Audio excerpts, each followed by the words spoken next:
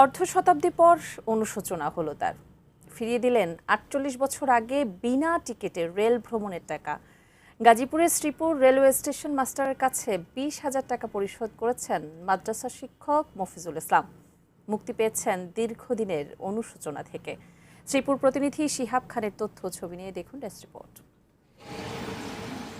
গাজীপুরের শ্রীপুর উপজেলার চন্নাপাড়া গ্রামের মোহাম্মদ মফিজুল ইসলাম একটি মহিলা মাদ্রাসার প্রতিষ্ঠাতা ও পরিচালক। ১৯৭৭-৭৮ সালের দিকে জীবিকার তাগিদে শ্রীপুর থেকে ট্রেনের ছাদে কাঁঠাল নিয়ে বিক্রি করতেন ঢাকায়। তরুণ বয়সী মানুষটি তখন টিকিট না কেটে রেলকর্মীদের ১ টাকা দিয়ে পার পেয়ে যেতেন। ২ থেকে ৩ বছর এরকম টিকিট ছাড়াই যাতায়াত করেছেন। এখন বয়স ৬০। অনেকদিন ধরেই তিনি অনুভব করছিলেন সেই ১ টাকা রেলকর্মীদের পকেটে গেলেও পাওনা থেকে বঞ্চিত রয়েছে রেল কর্তৃপক্ষ। মনের থেকে খুব শান্তি পাই যে আমি একটা ভালো কাজ করছি, আমি টাকাটা উপযুক্ত জায়গায় জমা দিতে পারছি। বাকিটা যদি আল্লাহ মাফ করে আর কি, না করলেও পারতাম, কিন্তু এটা তো হক তো না। এরকম সরাসরি বলছে যে আমি স্টেশন মাস্টার হিসেবে চাকরি করার পরে অদ্যাবধি এরকম ২০,০০০ টাকা জমা দিছে, আমার কোনো রেকর্ড নেই।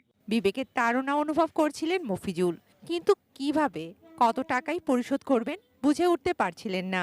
হিসেব কষে ২০,০০০ টাকার কম হবে বলে ধারণা করেন। তারপর শ্রীপুর রেলওয়ে স্টেশন মাস্টারের কাছে গিয়ে অনুরোধ করেন তাকে ২০,০০০ টাকার টিকিট দেওয়ার জন্য। বিষয়টি ঊর্ধ্বতন কর্তৃপক্ষে জানান স্টেশন মাস্টার। অবশেষে গত ১লা এপ্রিল বিশেষ মানি রিসিটের মাধ্যমে ২০,০০০ টাকা জমা নেন রেল কর্তৃপক্ষ।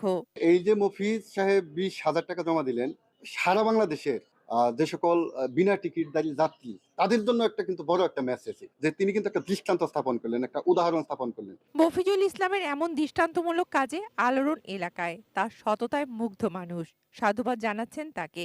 মফিজুল সাহেব উনি যে মানবিকতা, উদারতা পরিচয় দিয়েছেন, এটা আমার এলাকার একজন মানুষ হিসেবে আমি গর্বিত। হাজী সাহেব যে কাজটা করেছেন অত্যন্ত মানবিক কাজ করেছেন এবং অত্যন্ত একটা ভালো কাজ করেছেন। রেল কর্তৃপক্ষ জানিয়েছেন পুরনো বকেয়া বা দায়মুক্তির টাকা পরিশোধের আইনি বিধান রয়েছে, যা জমা হবে রাষ্ট্রীয় কোষাগারে। Shakila Aziz, desk report, ATN news.